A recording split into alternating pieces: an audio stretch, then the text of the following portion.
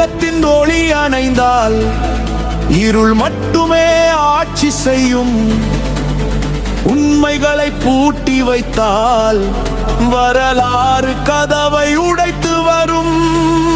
பயம் காட்டி மிரட்டினாலும் பார்வைகளை மாற்ற முடியாது. மக்கள் மனதில் எழும் கேள்வி மலைகளையும் அசைத்துவிடும்.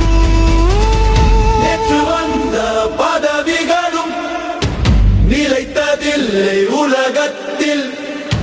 மக்கள் எழுப்பும் ஒரு குரலே மாற்றம் எழுதும் வரலாற்றில்.